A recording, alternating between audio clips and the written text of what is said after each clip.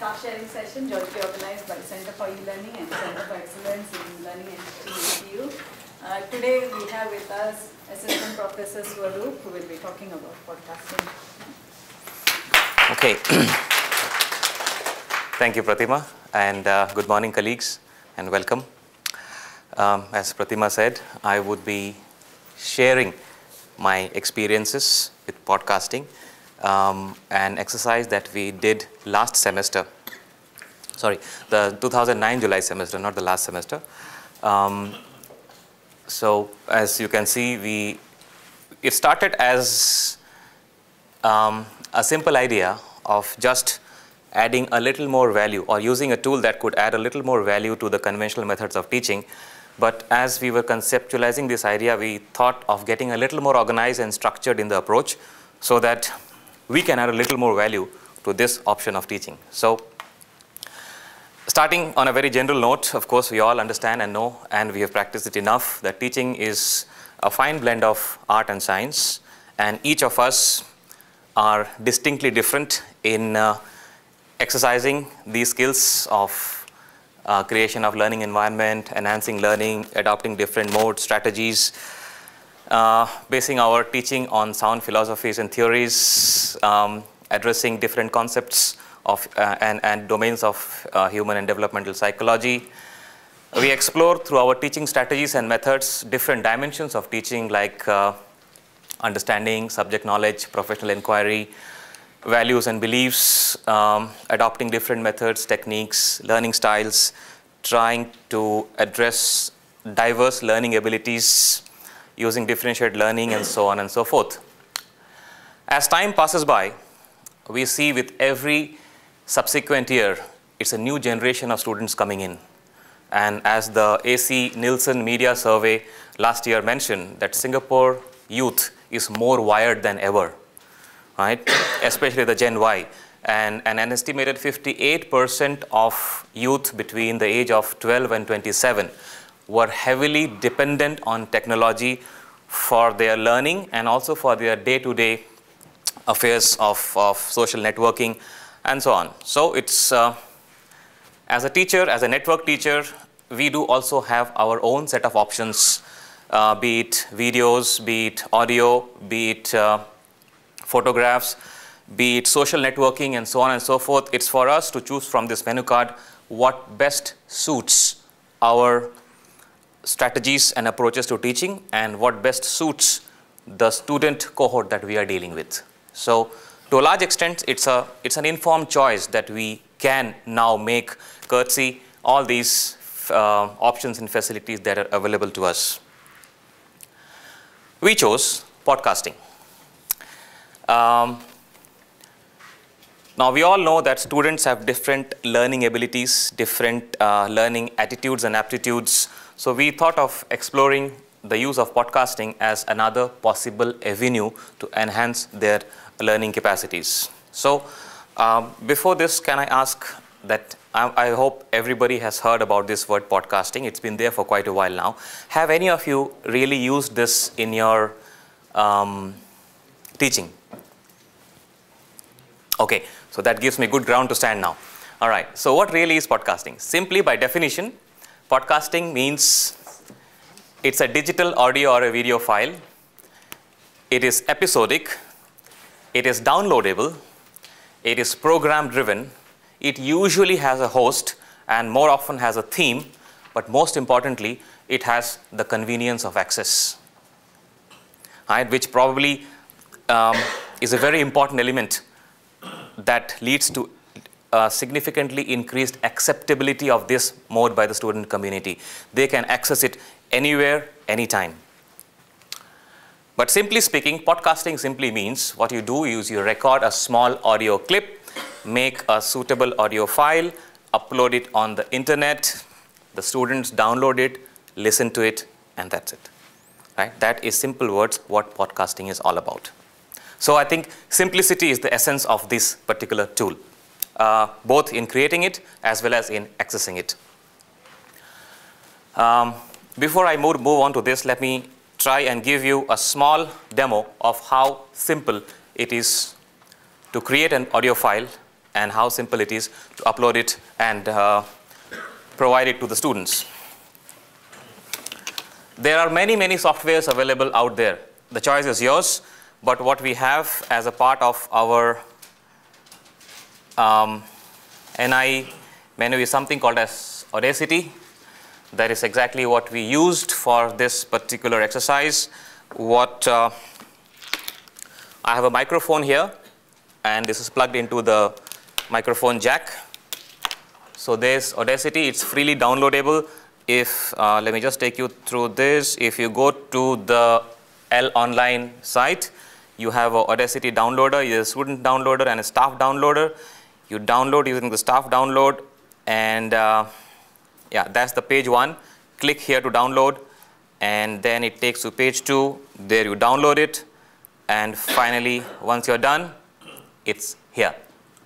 So simple. Now, once you're here, you just need a microphone, an audio jack, and you click on the recording button, and you say blah, blah, blah, blah, blah. Audacity is such a wonderful tool to download, to create an audio file, convert it into a suitable audio file, and upload it so that the students can download it anywhere and anytime. Okay, so we are done. So we have an audio file ready. Go to the file. Now what Audacity does, it directly converts and exports the file as MP3. So you just click on Export as MP3. Give it whatever name you want to give it. Save it on the desktop. And title, yeah, it will ask you for the title. You can just give it anything, whatever it is, trial.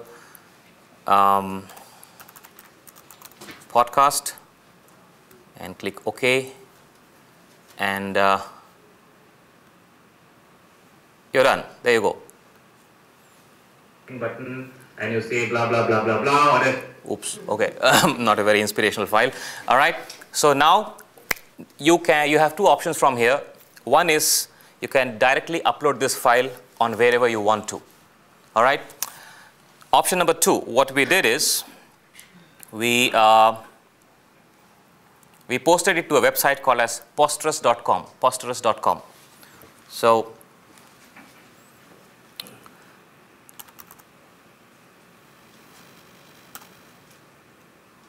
post at posterous.com.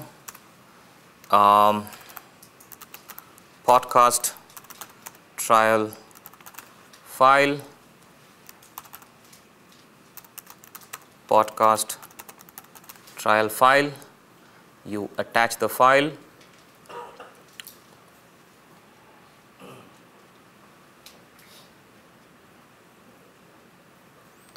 There you go. Okay, so we are done, and send it.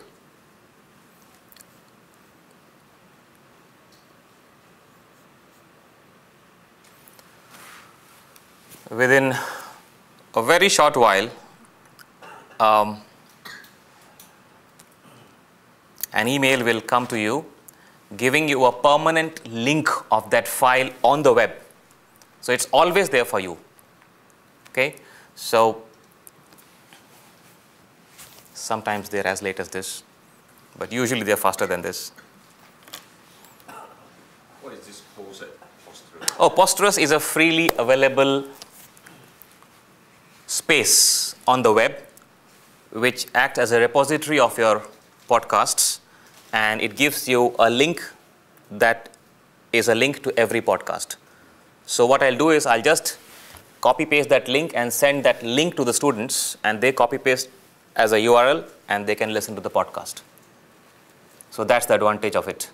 So even if nowadays you have a smartphone which has relatively lower download speed, so the whole file, which is 2 MB or 3 MB, may not be downloaded fast enough, you just copy paste that link and you can start listening to that podcast. So it actually makes the process relatively easier. But of course, you also have an option of sending the entire MP3 file to the student. That's not a problem at all. Okay. Now, sometimes Audacity has its own temperament. The mood swings. Yeah. So I've faced that quite a few number of times. Then I must also tell that you see this file called as lame_v3.98. This is a support file that you also need to download, and only for once have to link it with your Audacity files, not subsequently, so as to create the file. So, and also I must tell you the idea behind using Posterous. So what a beautiful sound. Okay. All right. So there you go. That's the Posterous response. Go to your new post.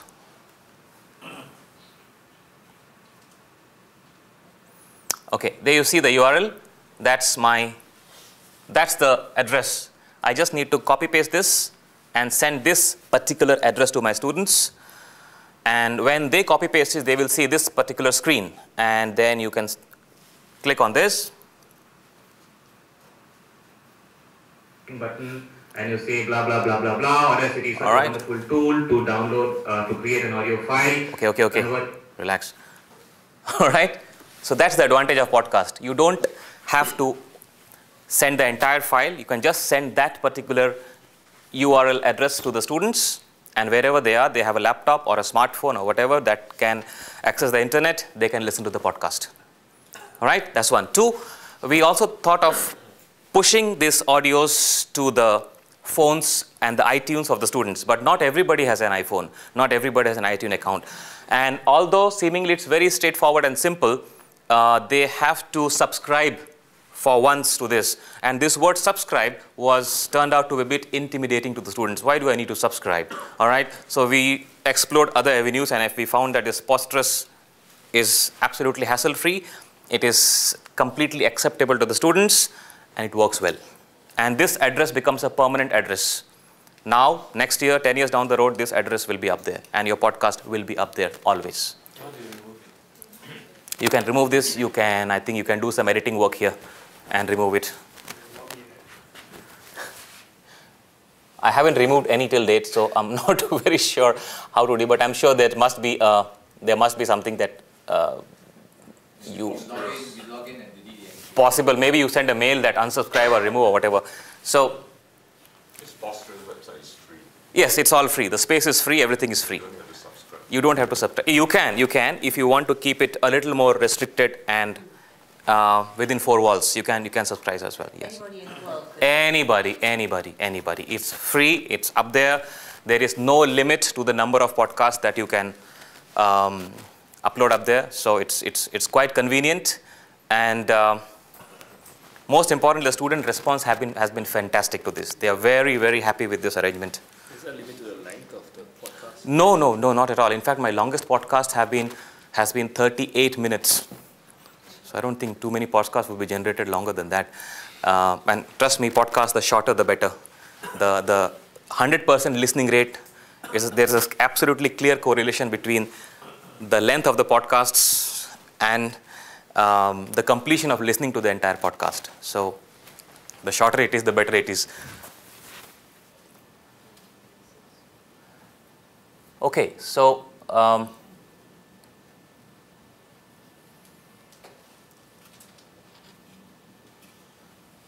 any questions so far about creating a podcast and uploading it? So, all right, great. So what we did, we chose podcasting as a possible tool for enhancing learning. And as I said, we also got a little more structured and organized in the process. So we thought that while we are exercising this option, why not derive a little more meaningfulness out of this whole effort? So what we did is we also put in elements in this effort that would explore the social, emotional, and the pedagogical efficacy of this exercise. So we use podcasts for one of the modules that we have called as Principles of Games. Now this is a 36-hour module spanned over 13 weeks. And 39 hours module spanned over 13 weeks. And this is a module where we basically teach our students the concepts underlying different sports and games. For example, in football, if you want to pass, well, okay, passing is a skill, but the idea is, why should I pass the ball? So all the whys are answered in this particular module. It's a very concept understanding based module, right? So lots of learning in this, conceptual understanding, developing game sense. Now this, I think, is a very important word that will explain what I wanted to convey to you. Now all these things are to be delivered while they are doing intense physical activities, where the body gets thoroughly exhausted, because these are all practical based aspects of learning, where while these guys are doing, so you learn the game while you play the game, right? And this happens for about 70 to 90 minutes most of the times. So the body gets exhausted, and so does the mind. And many a times, student did tell us over a period of last couple of years that sometimes it becomes so intense that they really cannot internalize the different elements of learning that is there in this particular lesson. So we thought this might be a very good module to exercise the efficacy of podcasting as an enhanced learning tool. So what we did, we added podcasting over and above the usual pedagogical deliverables like the lesson notes, the slides, the different lesson discussions, and debriefing. All this was done, and we also had podcasts over and above this. In terms of content, podcasts were delivered or uploaded after each lesson, and each podcast has had a script of the salient pedagogical features involved in that lesson that were implemented and discussed. But the podcasts, because it was prepared and delivered after the lesson, also gave us the opportunity to incorporate our observations during the lesson in terms of individual performance, in terms of group performance, in terms of critical incidences, interesting ones, funny ones. We also could include the different issues raised by the students, the Q&A sessions, and the student comments, so as to give them a sense of deja vu of the lesson during these podcasts. The duration ranged from 3 to 7 minutes, and the average length of the podcasts were about less than 5 minutes. Right, we used the podcast using the same software as we saw, Audacity. We recorded the audio, we exported as MP3 file, uploaded the MP3 file. We used the Posterous way, as we just saw, and link of the Posterous was posted on the Blackboard. And once this was done, a group SMS was sent to every student that, guys, it's up there, please listen to it, which really worked. We didn't do it in the first instant. The first podcast was without the SMS. And when we explored the listening rate, it was rather low. And when we used this, it was 100% the next week. So this probably really works. And our Blackboard has this feature, of course, all of you know, so we can send a group SMS to the students. Okay, our participants were the postgraduate student, first-year students. We had an experiment group of 20, and we had a control group of 20. We explained to the experiment group that the role of the podcast is essentially an enhancement of the usual material that's being given to them, and that since this is experimental, they should refrain from sharing this experience with the control group. A total duration of 13 weeks. It had a 2-hour lesson and a 1-hour lesson every week. So there were 2 podcasts generated every week. So we had 26 podcasts at the end of it. Now, mostly we stopped there, but this time we stretched it a little bit more. We wanted to find out the efficacy of this entire effort. So what we did a survey and a focus group interview with the students at the end of the day. The survey had 17 questions rated on a 5-point Likert scale. It was implemented by a neutral faculty member, not directly known to the students. And since these were first-year students, this faculty member had not taken any module with the students. So they were, this person was not really known. The students were briefed about the survey. It was voluntary with consent, with the option of unconditional withdrawal, and with the clause of anonymity and the confidentiality of the identity during the process. Thereafter, there was a focus group interview of randomly selected 6 students, every 3rd person on the list. And the whole exercise of a survey as well as the group interview was completed in less than 1 hour time. Okay, findings. This survey brought out that about 80% participants were not receiving any ICT support in any of the other courses that they were having in that particular semester. bringing out the fact that at least in PE teacher education, ICT is rather used infrequently. Listening to the podcasts, about 5% said they listened to about half of them, 35% said they listened to most of them, and 65% said they listened to all of them.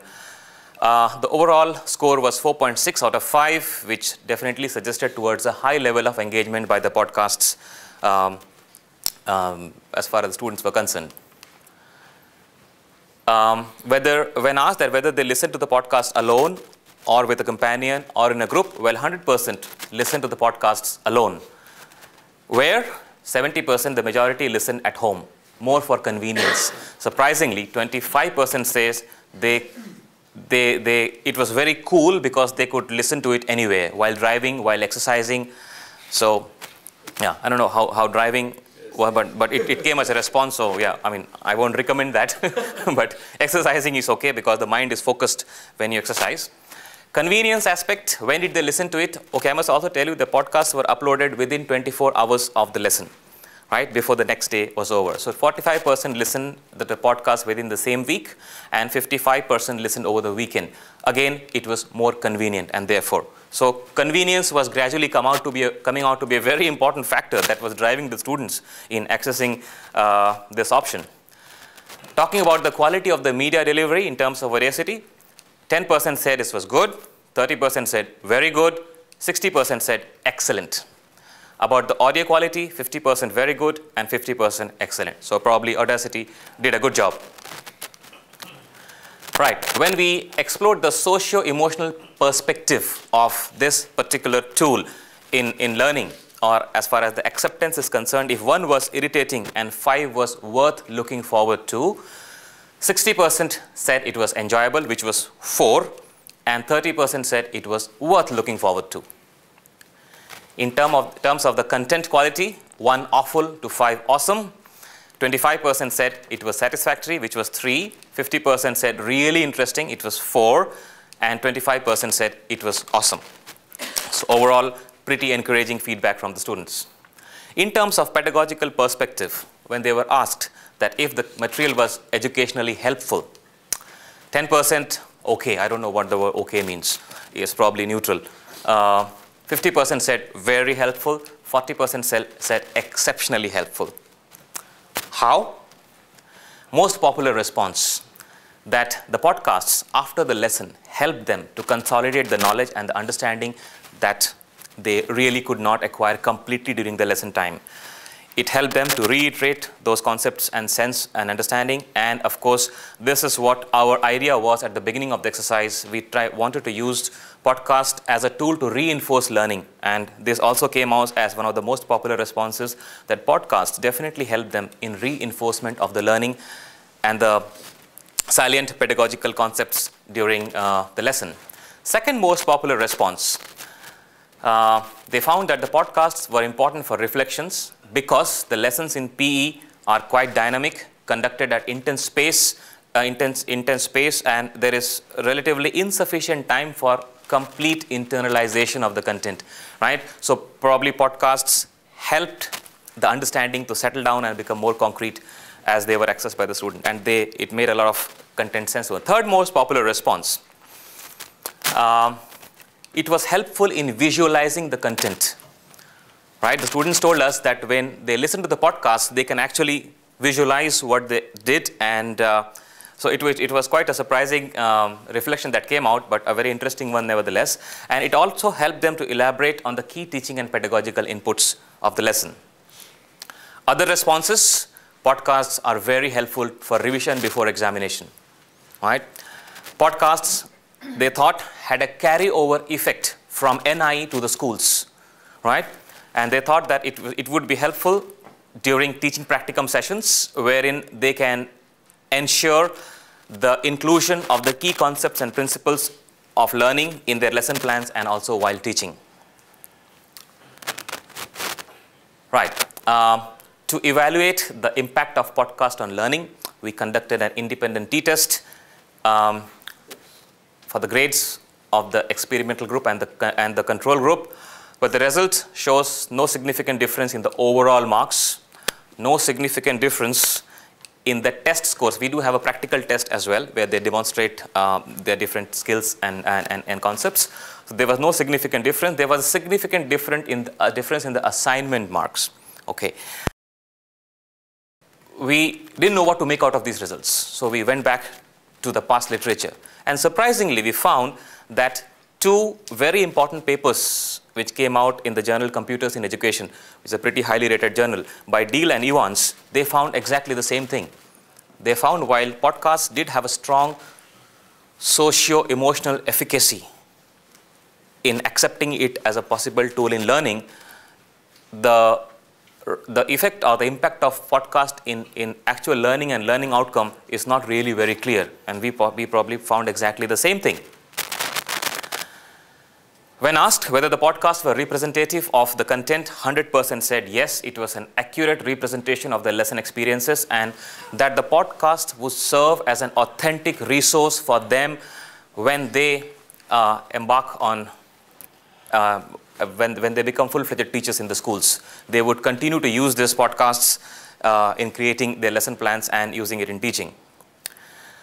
When asked whether podcasts contributed to an extension of content sense or enhanced understanding, 45% thought so, 40% said yes, a great deal.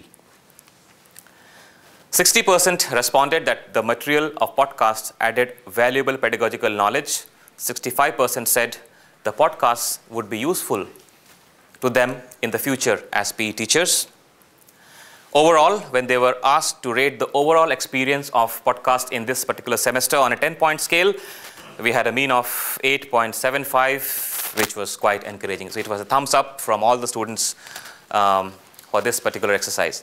Following this interview, we did a focus group interview involving 6 students, and by and large, the response from these students only reinforced whatever findings we had during the survey. A couple of interesting comments and points that came out of this focus group interview. The students said that podcasts would be helpful for diverse learners because as an individual, when I listened to the podcast, I kind of rationalized the podcast based on my learning ideas, attitudes, aptitudes, and abilities. So they found that it would help diverse learners understanding the content from their own perspective. This also came out that podcasts as a added learning component is helpful for those missing a class because of sickness or going out for some athletic training. When they come back and despite not having attended the class, they listen to the podcast, they can at least make some sense of it, they can connect, and they can catch up with the subsequent lessons faster. So this was an added thing that came out. And of course, convenience of access anytime, anywhere was pretty cool. Right. This also came out in the focus group interview. It was a unanimous opinion that when they were listening to the podcast, they were also thinking about the teacher. That despite all the hard work, in addition to all the hard work that the teacher invests in creating the lesson, he goes back and continues to work towards enhancing the students' learning and knowledge. So they said this definitely added more value to the teacher-student relationship. It was an excellent way, they thought, by which the teacher could interact with the student beyond classrooms. And they also were of the opinion that the podcasts as a resource and as an option, they have the potential of curriculum development in schools. A suggestion was given that at the end of the day, it will be great to have a compiled CD of all the podcasts as a wonderful souvenir at the end of the semester, remind them of the teacher's commitment and dedication, which probably has an inspirational component attached to it. Yeah, so this was a wonderful experience for us, good feedbacks, lots of enlightenments that we attained during the process. But overall, we thought it was acknowledged as a significant qualitative success, definitely yes, in terms of social, emotional, and pedagogical enhancement. As a technological tool, most students thought the convenience factor is a very, very important driving force. I guess this is something that we can extend to other forms of e-teaching as well. Convenience is very important. This came out as a surprise thing, but very, very motivational end of the day. It promoted teacher-student bonding. And of course, we didn't really find any significant impact on podcast on learning outcomes. But given the fact that the research in this area is rather scanty, this is, I think, a fertile ground for all of us to see in different ways and to establish an association of podcast and other tools with learning and learning outcomes. And at the end of the day, while we wait for establishing the learning outcome, we did manage to publish this paper in the American Journal of Health, Recreation, Physical Education and Dance. So this was a good outcome at the end of the day, because one aspect that we are quite struggling on is when we want to conduct any research, previous research is very few. There's hardly any literature to fall back upon, to compare your results with, to foresee the future trends, to foresee the possible areas. So we thought it'll be great if we can really publish this effort, and we finally were successful at the end of the day. Now, riding on this, we've already progressed. This semester was about video casting. We created video-based feedbacks, small films of 6 to 7 minutes, which has text, audio, as well as video. Right? We again have the same structure, but a little more elaborate and enhanced. So hopefully, I'll be able to share with you guys next time when we meet, and hopefully we'll be able to publish something out of that as well. Okay? All right. So. Any questions for Dr. Swan? Yes, please. Actually, I'm wondering, can I go to Google and search under your name and get into your podcast? Is it possible? I tried that. And Not really. Exact URL. Yes, you need that URL address. Yes, you need that URL address. It's his name at posterless.com. Yeah. I see. Yes. Because just now you mentioned that you will send the URL address to your students, right? Okay. The student, is there any form of like a signature received from them or not? Otherwise, they can pass it to others also, right?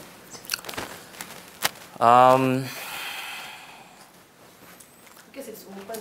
It is open, but yeah, I mean, I just cannot totally or absolutely prevent that from happening, except the fact that I can rely on the trust with my students, because they're all been told that, because when they were asked in this survey that did they share it with the control group, 100% said no.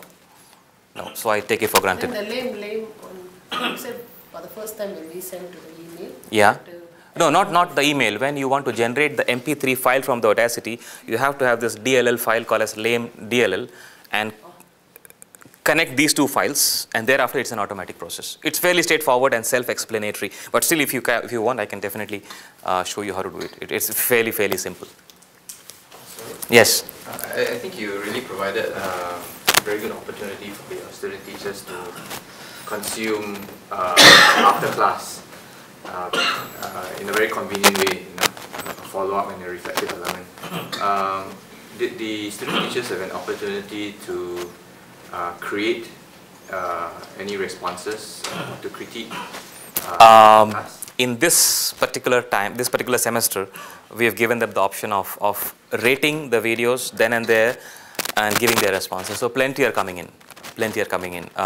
Most of them it's really great, very cool. But some of them, make it shorter, make it longer. So. But that's survey feedback, right? What I mean is, you put it in your poster site. Were they asked at all to, let's say, we didn't ask them that particular time. We are asking them this particular time. So okay. yeah, we're definitely doing that. We're asking to share their thoughts.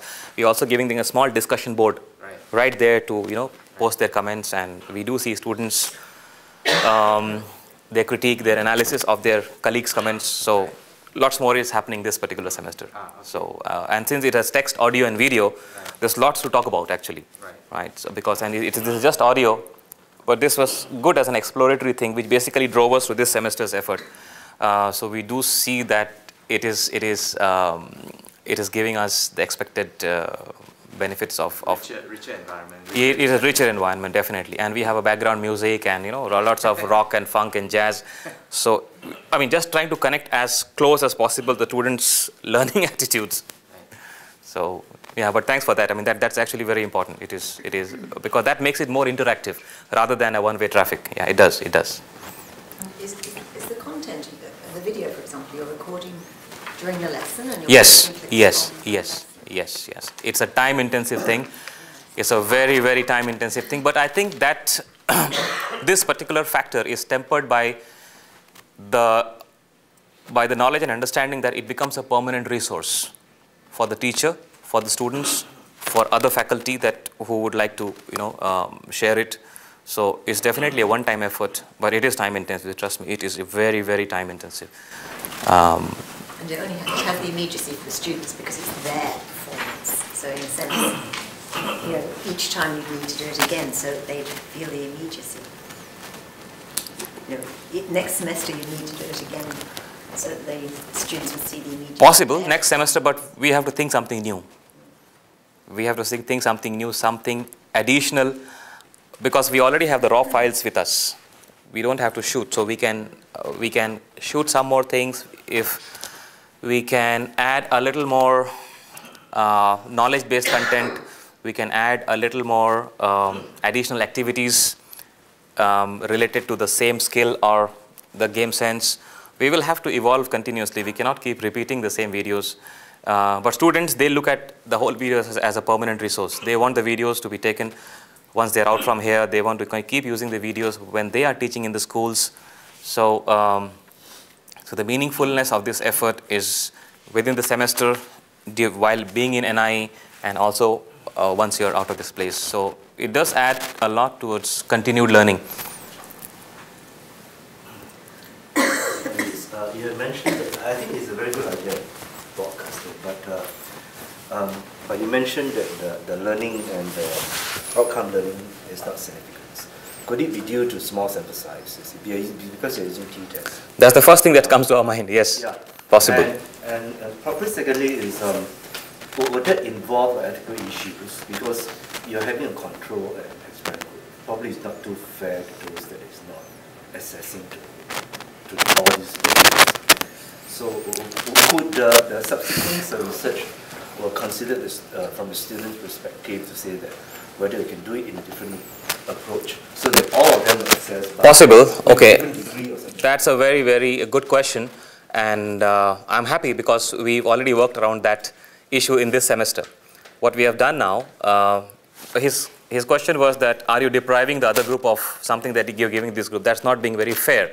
I don't know if the word ethical is appropriate, but it's definitely not being fair. So what we have done this time is, we have created video casts for the first 12 weeks, not for 13 weeks, right? We did a customized survey at the start of the semester. We did it after a week for the reliability thing, and we did the same survey at the end of 12th week. Their assessment tests are between 13th and 14th week. Once we had the post survey at the end of 12th week, we opened the video cast for everybody. So everybody had at least 10 days time before they were assessed. So that's as far as we could go to make it as fair as we could. Yeah, but that's definitely a question which is a bit discomforting. And yeah, but so good that, it was not significant, because if the difference was significant, it would have been very painful to us that we did deprive somebody of, so in a way, that's why the whole idea is we need more effort, more research to see what kind of connections exist between these added learning tools and the learning outcomes at the end of the day. But yeah, of course, that's a very valid question. But I think in terms of outcome learning, it not necessary to be the end results. Is it? Yes, I firmly believe that. It could be a very progressive learning. Yes, I'm firmly of that opinion. Absolutely, absolutely. So I'm not really assessing the product. My idea is to make process more enriched, which is absolutely true. Thanks for that. Absolutely, I'm completely of that opinion. Yeah. It's interesting to see that you say there's an improved relationship between the student and the teacher. Maybe your voice is something they like. You think so? Because obviously you recorded your voice, and maybe they. Well, I hired a DJ for doing that. Okay, seriously? Did you? No. Or was your voice?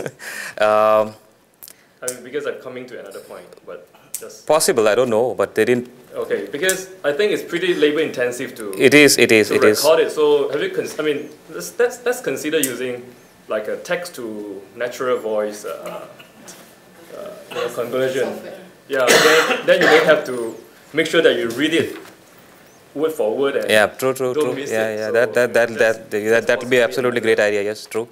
But we do have some applications right now, right? But if the students like your voice, then maybe they won't like the natural voice. I don't rule that out totally. I'm sure that is a factor. That is a factor. But I think it's worth exploring this option as well. I mean, text to voice. Yeah, why not? But Dr. Swarup, do you think if it's your voice, you can connect better with your Yeah, that's my opinion. Yes, my opinion definitely yes. No doubts about that. Right. So I mean, it adds that personal touch, right, and that personal flavor to the entire exercise. My opinion, yes, I do think that if I talk, it should have a greater impact on the students' emotions, at least. So, I think the larger issue is it's not just his voice during class time. He's connecting with them outside of class time, while they're exercising, when they are at home, when they are in the car, when they are ready to listen to him. That I think is the larger issue. yeah, because the term particularly used was bonding. I think that's a very valuable term. I mean, it works in different aspects of our lives with all the different people that we meet. I mean, bonding is such a rich term. So we really were really moved and motivated when they used the word. It improved the teacher-student bonding. I think that's the heart and soul of this entire process of knowledge delivery.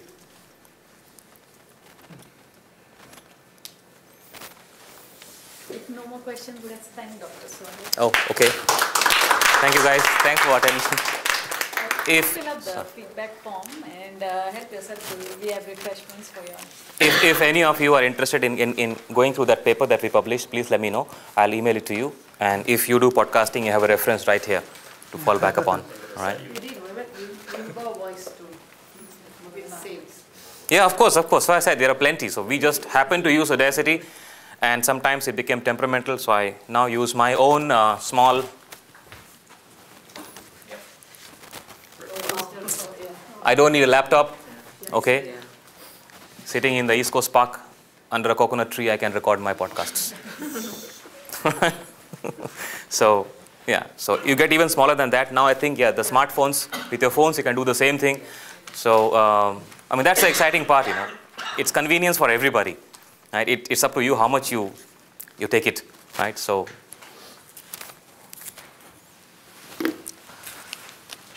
okay, thanks a lot, everybody. Thanks for attending.